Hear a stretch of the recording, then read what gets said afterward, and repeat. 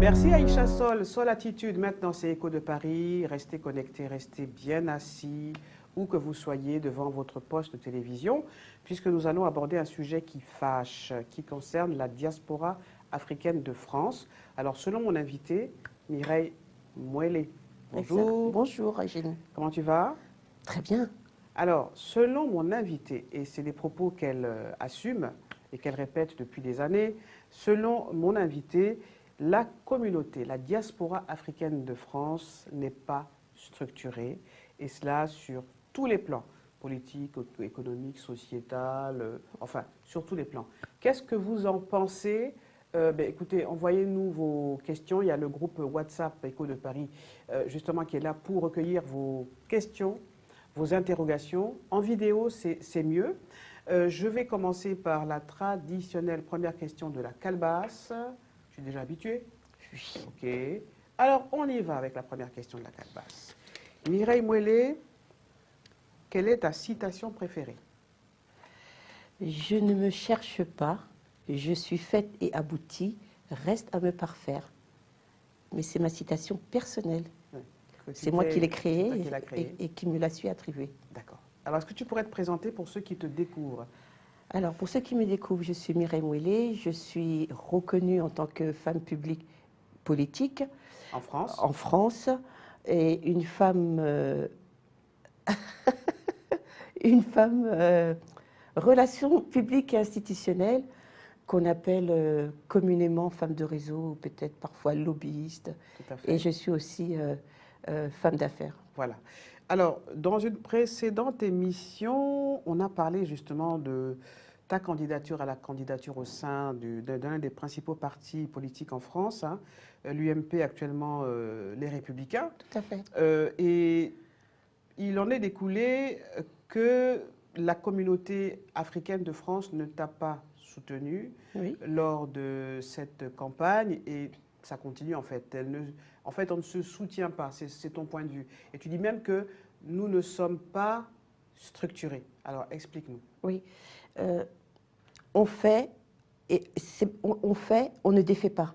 On fait, on refait et ainsi de suite. C'est-à-dire que quelles que soient les générations, les choses se répètent par cycle. On n'est pas structuré parce que je prends souvent cette image de dire que l'homme africain est comme une allumette. L'allumette, tu l'allumes, tu as le bout rose là qui fait fou vite, et puis après, le reste de la mèche, Voilà. ben, il n'y a plus rien. Ça fait pchit. Voilà. Et moi, quand je parle en généralité, en globalisation, parce que je ne peux pas parler d'un individu à un Bien autre sûr. et d'une communauté à une autre. Moi, et je parle parce que ce sont des expériences, ce sont des vécus, et c'est parce que je me suis Alors, occupée de tu me beaucoup de donneras des communautés. exemples concrets parce que moi j'aime bien la concrétude. On terminera par la politique, mais sur le plan, on va dire, économique. Sur le plan économique, je travaille avec les 5 continents en même temps, quotidiennement.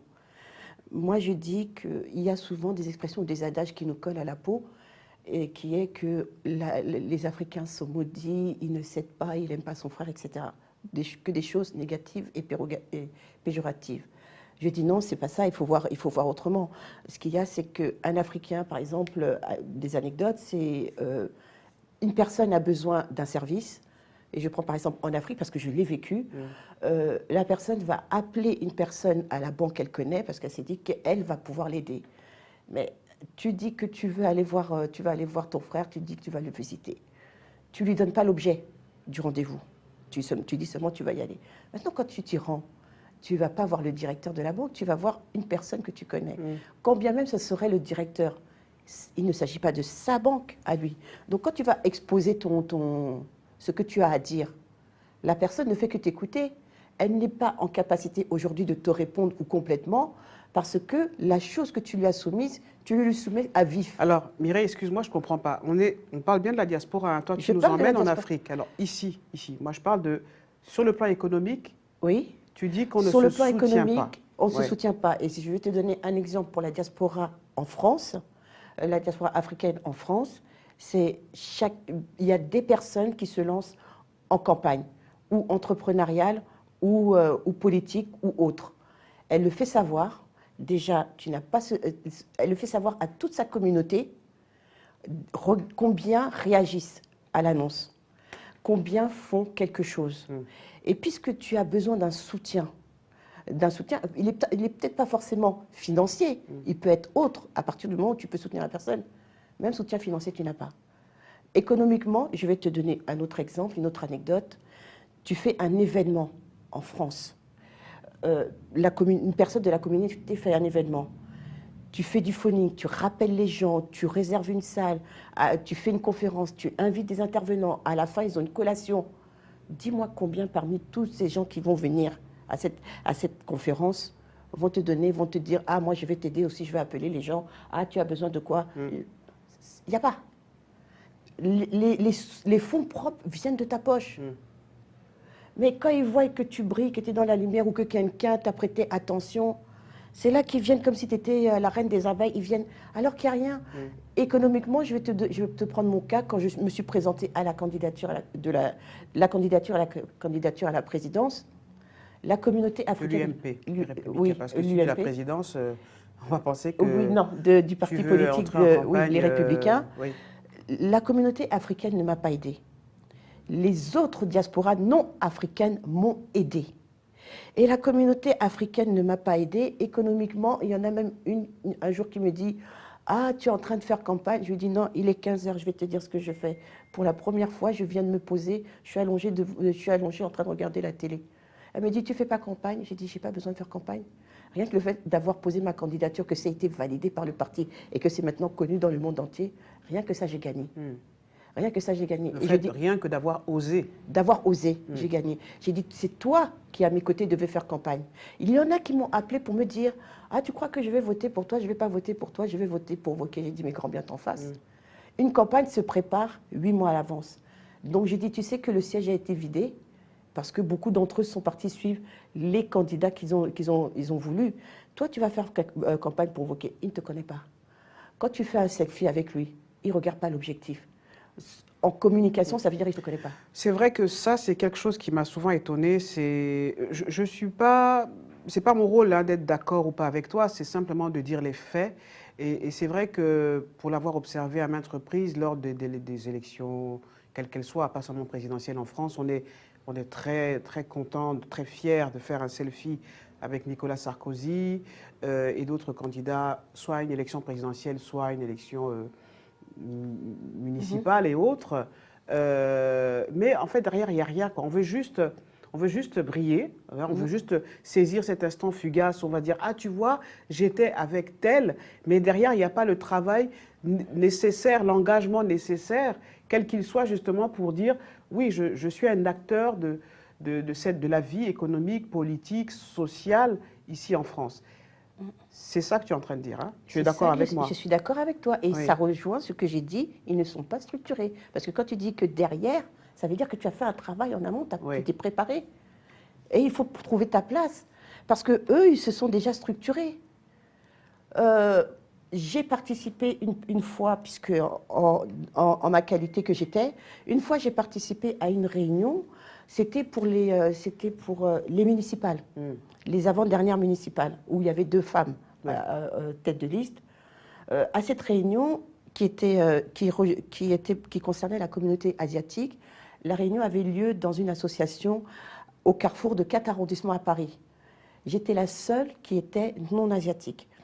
Les intervenants étaient des élus asiatiques de ces carrefours de 4 arrondissements et d'autres élus qui sont non asiatiques mais qui appartiennent, qui sont élus de ce conseil municipal. La question, à l'issue des interventions de ces intervenants, on a dit à tous les intervenants, à tous les élus, merci, c'est bien, on les a remerciés, sauf les asiatiques qui devaient rester là. À la fin, il y a eu un vote. On va voter pour qui? Et à main levée, donc à visage découvert, ils ont voté. Donc tu avais à l'intérieur de cette association des gens qui sont en situation régulière, qui sont en situation non régulière, qui ont tout statut administratif, français, carte de séjour, apatride, ce que tu veux. Et tu avais même des milliardaires, parce que j'avais un ami qui, à l'époque, était la 133e fortune de Chine. Oui. Ils ont voté qu'ils vont élire. C'est parce qu'ils ont un but. Quand on dit organiser la cité, c'est que les gens se mettent ensemble, réfléchir pour un objectif. Cet objectif, ils le structurent, c'est leur but à atteindre. Et après, chacun se sert en fonction de ses capacités, du travail qu'il a fourni, du mérite et de son avancement. Normalement, c'est comme ça dans la vie. C'est comme ça. Et ce modèle-là n'est pas exclusif qu'au secteur de la politique partisane. Oui. C'est pareil même dans le domaine privé, chez soi et au travail. On va y juste revenir. le contexte. Sur le champ privé et chez soi, on va y revenir. Avant cela, la question de la calebasse, et puis il y a quand même, en fait, le fait que tu me le dis, je prends conscience qu'effectivement, il y a quand même un problème parce que on n'est toujours pas organisé. Toujours pas. Il y a quelques années, on a essayé de créer une entité, le CRAN, pour ne pas le citer, peut-être bien avant ça, mais ça a toujours fait chute, comme tu disais. Oui. Alors la vraie question, c'est finalement, pourquoi? Enfin, qu'est-ce qui n'a pas marché?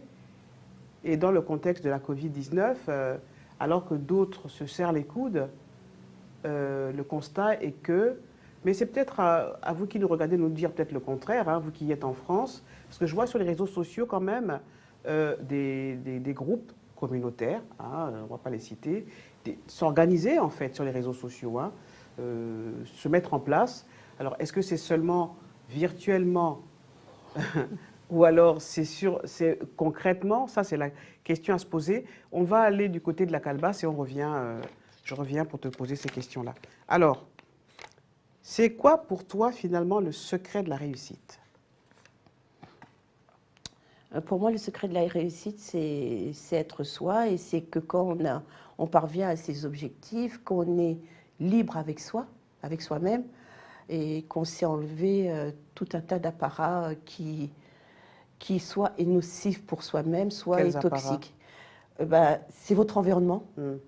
Votre environnement, c'est vous n'êtes pas à votre place là où vous êtes, ou vous n'êtes pas à votre place avec les gens qui vous entourent, ou le chemin que vous empruntez. Vous n'êtes pas à votre place avec les gens de la même origine que vous aussi. Parfois, Parfois aussi. on se sent comme ça. Parfois aussi, oui. Mais on a le poids des cultures, on a le poids des traditions, de la transmission, etc. Mais tout ça s'adapte. C'est ce qu'on appelle les éléments de langage, l'interculturalité et l'interopérabilité. Il faut apprendre ceci. Je ne dis pas qu'il faut aller à la maîtrise parce que c'est des années et des années de travail sur soi et d'introspection, mais il faut déjà faire cette démarche. Et surtout, il faut entendre. Il ne faut pas écouter. J'ai dit qu'il faut entendre, ce qui est totalement différent. Alors, la diaspora africaine de France n'est pas structurée. On a parlé des champs économiques et politiques. Maintenant, dans le cadre privé, dans le cadre social, qu'est-ce que tu peux nous dire à ce sujet? Je dis que l'environnement change. Il est nuancé par rapport au lieu dans lequel vous vous trouvez, mais le fonctionnement est le même. C'est-à-dire que si je prends dans le cadre privé ce que je viens d'expliquer sur la thématique de la politique partisane, chez vous, vous êtes parents, vous avez des enfants, chacun a sa place, chaque chose a un ordre, les enfants, et pourquoi les gens, quand ils traversent la rue, ils ne traversent pas en oblique? Pourquoi ils traversent, même si le passage piéton n'est pas dessiné, ils traversent toujours comme ça? Parce qu'il y a une loi de la nature, consciente ou inconsciente, et surtout il faut travailler soi, et puis il ne faut pas prioriser le superficiel. Donc l'autre il a fait, donc moi je dois faire, et puis ah non je vais essayer comme ça. Il y a tout un travail intérieur à faire avant. Non, alors là, je ne comprends toujours pas. Est-ce que tu peux réexpliquer davantage en quoi nous ne sommes pas structurés, même dans le plan intime, on va dire, personnel? Sur le plan intime, nous ne sommes pas structurés parce que, déjà, pour aider une personne, il faut se connaître soi, il faut connaître ses capacités, il faut connaître la limite de ses moyens, et il faut aussi avoir confiance en soi pour aller s'engager à soutenir quelqu'un. Est-ce qu'on peut dire que... Bon, ça revient souvent, hein. C'est ce qui revient souvent chez les invités qui viennent dans cette émission. C'est le poids de la colonisation, de la traite négrière. Enfin, il y a tout ça. Donc, nous sommes un peu... mais tu comprends, Eugénie, ça va pas, on a vécu ça, donc, etc., etc., etc. Dans cette posture de victime, on la prend, quoi. On est d'accord avec ça aussi, quelque part. Mais est-ce qu'il y a d'autres éléments, toi tu dis que non, est-ce qu'il y a d'autres éléments qui pourraient expliquer que dans cette société française, nous sommes encore vus, et tu me diras hein, ce qu'eux ils pensent de nous, nous sommes encore vus comme de grands enfants. Je ne suis pas du tout d'accord avec ce que tu T'es viens pas de dire. d'accord avec ça? D'abord parce que je ne m'y inscris pas. Quand moi, on me parle de colonisation, j'ai dit je ne connais pas. Ah, tu parles de ça, d'accord. Quand on me dit comment ça tu ne connais pas, j'ai dit j'étais pas née à l'époque. Bah, de toutes les Quand on me manières, toi, parle- tu es française, tu es née ici. Oui, mais attends, Tu es je l'ai française, tu es subi. née ici. La colonisation, c'est quand même mes parents, mes grands-parents qui l'ont subi. Oui, mais ce n'est et pas qui la sont venus. même que pour un Oui, homme, un ok. Africain qui vient en France. Voilà, c'est pas pareil. Je la Toi, tu es comprends. française, tu es Là, imprégnée de la culture française, tu es française. Tout à française. fait. Mais un Africain qui vient à l'âge de 11 ans, de 25 ans, en France, il découvre plein de choses, en fait. Il C'est vient pour avec ça ce que poids-là. je le dis que je ne la connais pas. Qu'on me parle de l'esclavage, j'ai dit c'est bien, mais moi je ne suis pas là pour des commémorations. Parce que la commémoration de la fin de l'esclavage, l'abolition et tout, j'ai dit c'est un devoir de mémoire. Et aussi tout cela, ça fait partie à un ressenti aussi, qui est individuel. Et je dis, moi, devoir de mémoire, ok, mais c'est de passer. Moi, je regarde devant, qui est mon avenir, et je dois préparer l'horizon pour mes enfants. Alors, Donc ça veut dire que je pourquoi suis devant. nous ne sommes pas structurés? Si ça ne tient pas à ce passif qu'on se rabâche tout le temps, ça La tient à question quoi? que tu poses là, à l'instant, je pourrais la transposer sur les autres communautés. Les Juifs qui ont été persécutés pendant X années, les Arméniens qui ont vécu un génocide, d'autres communautés, les Namibiens qui ont été le premier génocide au monde, eh ben pourquoi tu ne les entends pas et faire la même chose? Ben parce qu'ils se sont dépassés, ils sont allés au-delà. Moi, tu me dis qu'effectivement, la colonisation, je ne suis pas concernée indirectement et par filiation aussi. Je l'ai subi, mais après, à un moment donné, il faut se dire, mais on fait quoi? D'où ma question. Et Pourquoi là, on n'est pas et structuré? là, je vous la pose à vous qui nous regardez. Euh, Pourquoi nous ne sommes pas structurés? Ben, c'est la question que je vous pose. Pourquoi nous ne sommes pas structurés? Qu'est-ce qui n'a pas marché? Tout est une question de volonté et d'acte. C'est-à-dire? Moi, j'ai pensé j'ai pensé et je me suis retrouvée Dans notre, j'aime pas trop le mot, mais bon, dans notre communauté, parce qu'on est toutes des communautés, voilà, Oui. dans notre communauté, il y a bien des personnes qui veulent justement qu'on prenne toute notre place dans cette société. D'autant que si on prend cette véritable place, ça va forcément avoir des incidences heureuses sur le continent africain. Alors pourquoi Il faut se donner les moyens, Eugénie. les moyens, c'est-à-dire? Parce que je prends l'exemple de ma personne. Aujourd'hui, certains m'adoubent, certains me félicitent, ou quand j'envoie des communications, ils me disent bravo, super et tout. Et je leur dis, mais j'ai rien fait d'exceptionnel. Et la place que j'ai aujourd'hui pour être connue et reconnue par des très très hautes personnalités dont on n'imagine pas, et ceux sur les 5 continents, donc ça veut dire les communautés des Amériques, de l'Asie, etc., il faut se donner les moyens. Et puis, et je ne peux pas m'inscrire dans la colonisation, cette transmission et tout mentale, quand je vois qu'il y a des générations après moi, donc qui sont celles de mes enfants, mais pas mes enfants, la génération de mes enfants, qui, eux, veulent s'inscrire dedans. Quand je vois qu'il y a la transmission, et certains de ma génération réagissent comme ça, mais effectivement, ce sont des milliers et des millions d'individus. Mais des personnes comme moi et autres, dont on n'entend pas parler, qui se retrouvent dans les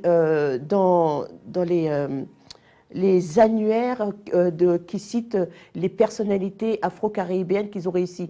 Et on les découvre, on dit « Ah, bah tiens, il est là. Ah, bah je ne le connaissais pas. » Ils sont aussi des milliers et des millions. Mais eux ne se sentent pas comme ce que tu viens de décrire. Ils ne se sentent pas comme les personnes à qui tu viens de poser la question. Parce qu'ils ont un travail à faire, ils ont dit, bon, bah, ils sont là, ils font quoi? Parce que si tu passes à parler de ça, tu ressasses beaucoup. Donc ça veut dire que tu piétines. Et pour certains, ils fossilisent d'ailleurs même. Tu piétines, et à quel moment tu vas réfléchir à autre chose? Mais l'autre là, à côté là, il réfléchit à sa vie. Hein. Après, tu comprends J'aime bien que tu pas. as pris l'accent là. Non, mais c'est vrai, quand je reviens d'Afrique, à chaque fois, je prends l'accent.